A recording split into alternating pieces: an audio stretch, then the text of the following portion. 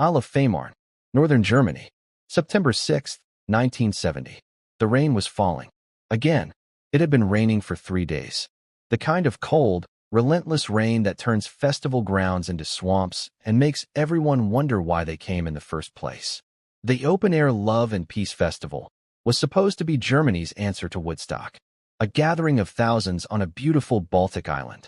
Music and harmony and the spirit of the counterculture transported to Northern Europe. Instead, it had become a nightmare.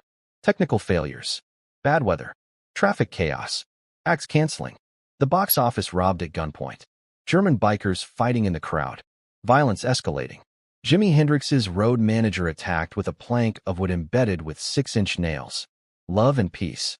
That's what they called it.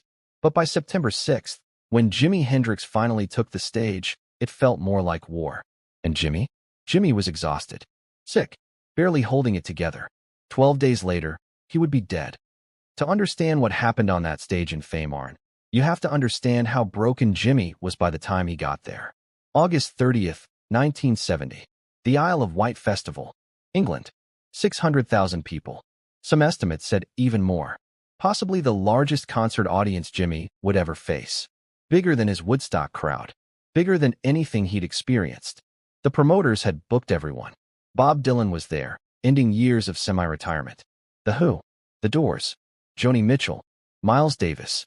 Jimi was one of many legends on the bill. But for Jimi, it became a nightmare. First, the timing.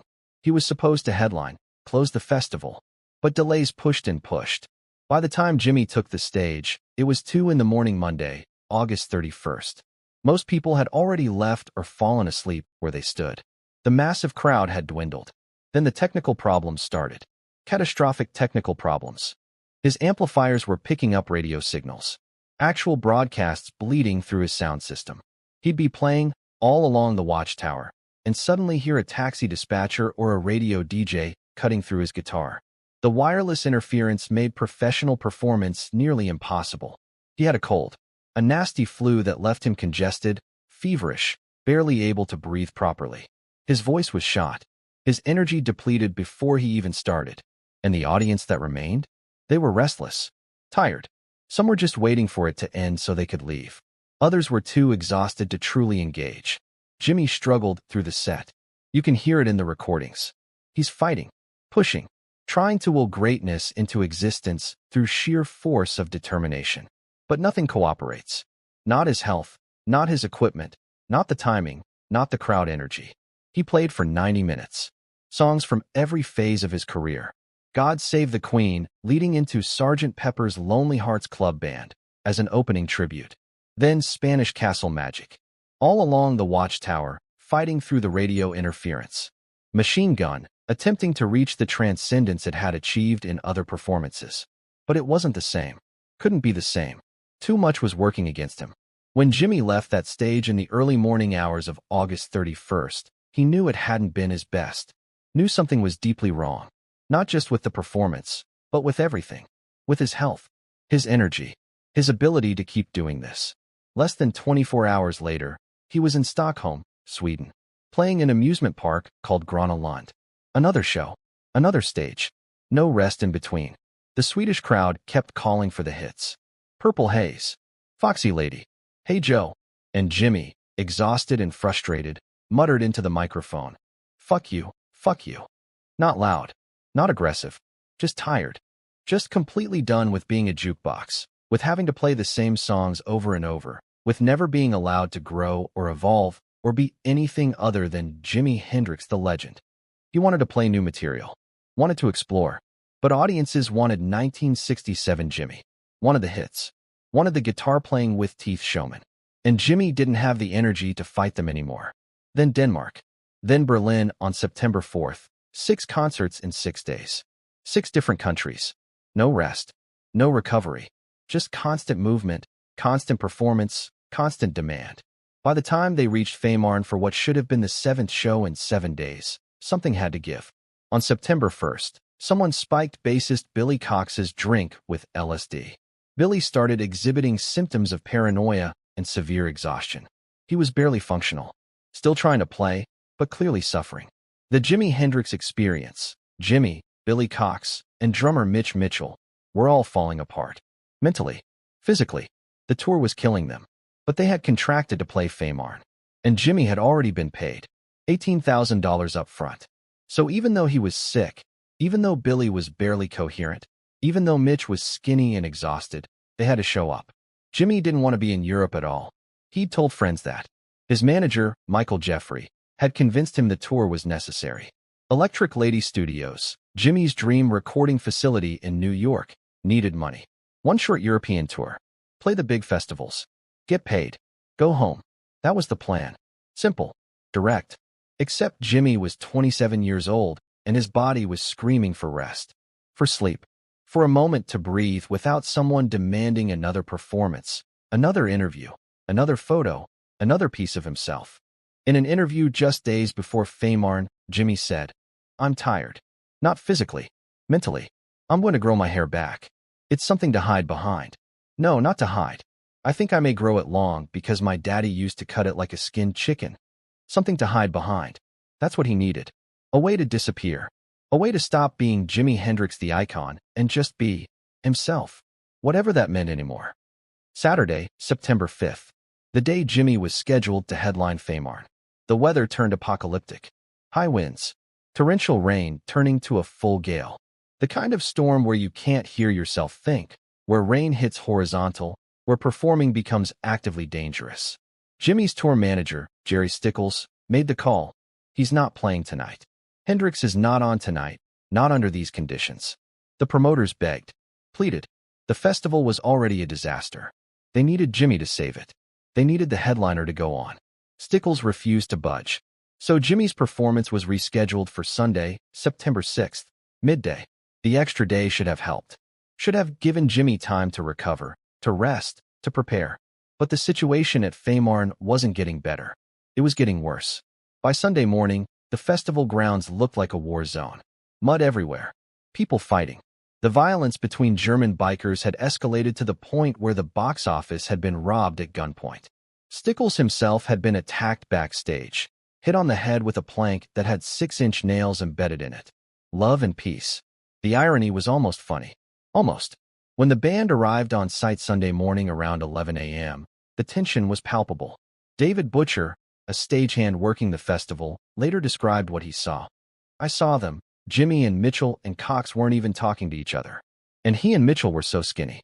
Emaciated, really." German photographer Gernot Pilz captured some photos of Jimi backstage that morning. In some shots, Jimi's rolling around on the grass, laughing, trying to lighten the mood, trying to pretend everything's fine. Maybe that was before he realized the situation there, someone later speculated. Because when Jimi walked to the stage and looked out at the crowd, the reality hit him. They were booing. Before he'd played a single note, the crowd was booing. The audience was angry. Not at Jimi specifically, just angry. At the delays. At the rain. At the violence. At the festival that had promised peace and delivered chaos. They'd been waiting. Frustrated. Cold. Wet. Some were drunk. Some were high. Some were just done with everything. And when Jimi Hendrix, the highest-paid performer at the festival, finally took the stage hours late, they booed. Jimi stood there, white Stratocaster in hand, the guitar that had been an extension of his soul for years. And he listened to that sound, that wave of rejection and anger washing over him. He approached the microphone. "I don't give a fuck if you boo," he said, his voice tired but defiant. "As long as you boo in key, you mothers." Then he started to play Killing Floor, Howlin' Wolf's blues classic. Jimi's guitar screaming and wailing through the rain and the hostility. And something miraculous happened. The crowd stopped booing. Within minutes, the anger transformed. Jimi's playing was too good, too powerful, too undeniable. Even in his exhausted, sick, barely holding it together state, he could still do things with that guitar that no one else could touch. The boos turned to cheers. The anger turned to awe. For the next hour and a half, Jimi Hendrix played like his life depended on it. Spanish Castle Magic. All along the Watchtower. Hey Joe. Hey Baby, New Rising Sun. Message to Love. Foxy Lady. Song after song after song. Even as fights broke out in the crowd, even as the violence continued, Jimi kept playing. The rain started again during the set. Not the gale-force storm of Saturday, but steady, cold rain. Dangerous rain. The kind that can electrocute you when you're standing on a wet stage holding an electric guitar plugged into walls of amplifiers. Jimi didn't stop. He played Red House. That slow, devastating blues that showcased everything he could do. Every note crying. Every bend speaking emotions words couldn't reach. He played Easy Rider. Freedom. Room full of mirrors. And as the set built toward its climax, as the crowd now fully his, as even the fighters in the audience stopped to watch, Jimi launched into the final two songs. Purple Haze. Voodoo Child, Slight Return. The songs that had defined him. The riffs that would outlive him. The music that would echo through decades after this moment ended. Jimi's hands moving across the fretboard. His body bent over the guitar. His face showing the strain, the exhaustion, the illness, the pain of being Jimi Hendrix in September 1970. But also showing something else. Something that had survived everything. The part of him that was pure musician. Pure artist. The part that could stand on a stage in the cold rain at a failing festival in northern Germany and still create magic. When the final note of Voodoo Child faded, the crowd erupted. Cheering. Screaming. The same people who'd booed him 90 minutes earlier were now losing their minds. Jimi left the stage. He'd done it. One more time. One more impossible performance, pulled from reserves he didn't know he had. 13 songs. An hour and a half. His final official concert. He didn't know that, of course. He thought there would be more shows. More tours. More chances. But there wouldn't be. 12 days later, he would be dead. After Fehmarn, the tour was supposed to continue. More dates across Europe. More festivals. More performances. But Billy Cox couldn't do it. The LSD incident had broken something in him. Paranoia. Exhaustion. He needed to go home. Needed to stop. On September 9th, the tour was officially canceled. Billy flew back to the United States. Jimi stayed in London. For 9 days, he tried to figure out what came next. Tried to rest. Tried to sleep. Tried to deal with the mounting pressures crushing him from all directions. Legal battles. A paternity case. A recording contract dispute scheduled for UK High Court the following week. Frustration with his manager, Michael Jeffrey. Desire to escape, but not knowing how. And underneath all of it, exhaustion. The kind that sleep can't fix. The kind that comes from years of being pushed too hard, working too much, giving too much of yourself until there's nothing left. Chronic insomnia plagued him. He'd had trouble sleeping for months. Maybe years. His mind wouldn't shut off. The pressure wouldn't release. September 11th. His final interview. Cumberland Hotel, London. Keith Altham from Record Mirror asked him questions. Jimi confirmed Billy was leaving the band. Do you feel any kind of compulsion to prove yourself as King Guitar? Altham asked. Jimi laughed. No, I don't even let that bother me. Because they say a lot of things about people that, if they let it bother them, they wouldn't even be around today. King Guitar. Another title. Another expectation. Another weight. September 16th. Ronnie Scott's Jazz Club in London. Jimi's last time on a stage. Not a full performance. Just sitting in with Eric Burdon and his band wore for a couple songs. A jam session. Low-key. No pressure. Just music. 2 days later, he was dead. The morning of September 18th, 1970. Samarkand Hotel, Notting Hill, London. Monica Damon woke up around 11 a.m. in the apartment she shared with Jimi. They'd spent the previous evening together. Dinner. Wine. Conversation. Jimi had taken a bath. Made phone calls about trying to get out of his management deal. Later, he'd gone to a party thrown by a business associate. Came back around 3 a.m. They'd talked until around 7 in the morning. Jimi complained about not being able to sleep. Asked for sleeping pills. Monica gave him some of her Vesparax pills. A powerful sedative. Prescription strength. Supposed to be taken in half-tablet doses. Jimi took 9 pills. 18 times the recommended dose. Whether he knew what he was doing, whether he was just desperate for sleep, whether something darker was happening, no one will ever know for certain. Around 7 a.m., they both finally fell asleep. When Monica woke up 4 hours later, Jimi was still breathing. But he was unconscious. Unresponsive. Vomit covering his face and the pillow. She called for an ambulance at 11:18 a.m. 9 minutes later, paramedics arrived. They found Jimi covered in vomit. They transported him to St. Mary Abbott's Hospital. At 12:45 p.m., September 18, 1970, Jimi Hendrix was pronounced dead, 27 years old.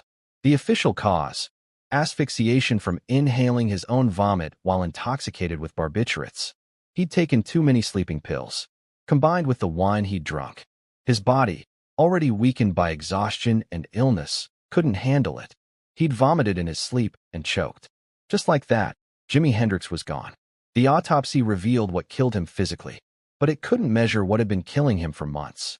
The relentless touring, the constant demands, the insomnia, the pressure to always be brilliant, always be on, always be Jimi Hendrix the legend instead of just James Marshall Hendrix the person. In the weeks before his death, he'd been dealing with so much. Legal troubles, management conflicts, creative frustration, personal relationship struggles, health problems. "I'm tired," he'd said. Not physically, mentally. That exhaustion, the mental, emotional, spiritual exhaustion, had been building for years. Since Monterey Pop in 1967. Since Are You Experience became a sensation. Since he became a superstar at 24 years old and never got a chance to catch his breath. 3 years of constant performance, constant travel, constant expectation. And it all led to that morning in London. To those 9 sleeping pills. To that desperate need for rest that became permanent rest. October 1st, 1970. Dunlap Baptist Church, Seattle, Washington. More than 200 people attended Jimi's funeral. His family, friends, musicians, Mitch Mitchell and Noel Redding from the original Jimi Hendrix Experience. Miles Davis, John Hammond, Johnny Winter. 24 limousines carrying mourners to Greenwood Cemetery in Renton, Washington, the location of Jimi's mother's grave, where he would be laid to rest beside her. His mother had died when he was 15. He'd never really recovered from losing her. Carried that grief his whole short life. Now they were together again. The funeral was the end. But the questions continued for decades. How did a 27-year-old phenomenon die? Was it accident? Suicide? Something more sinister? The official answer: accidental overdose. But people who knew Jimi pointed to the bigger picture. The exhaustion, the pressure, the system that took a brilliant artist and squeezed him until there was nothing left. Eric Burdon, who'd performed with Jimi just 2 nights before his death, initially thought a poem found in the apartment was a suicide note. He later recanted, said he'd misunderstood. But the fact that he thought it, that suicide seemed possible, said something about the state Jimi was in during those final days. Monica Damman maintained until her own death in 1996 that it was pure accident, that Jimi didn't mean to take that many pills, that he just wanted to sleep. Finally, desperately, after months of insomnia and exhaustion. Maybe that's the truth. Maybe it was that simple. A man so tired he couldn't see straight, taking too many pills just trying to rest. September 6, 1970. Isle of Fehmarn, that rain-soaked stage in northern Germany. When Jimi played those final songs, Purple Haze and Voodoo Child, he didn't know he was playing them for the last time. He thought there would be more concerts, more chances, more years. He was 27 years old. In his mind, his career was just beginning. He had so many plans. New music to create, new sounds to explore. Electric Lady Studios waiting for him in New York. He thought he had time. But 12 days later, he was gone. That performance at Fehmarn, booed at the start, triumphant by the end, became his epitaph. The last time the world heard him play live. An hour and a half of music pulled from a man who was falling apart, who was sick, exhausted, barely functioning, who stood in the rain with an electric guitar and willed himself to create magic one more time. And he did. Even in his weakest moment, he was still extraordinary.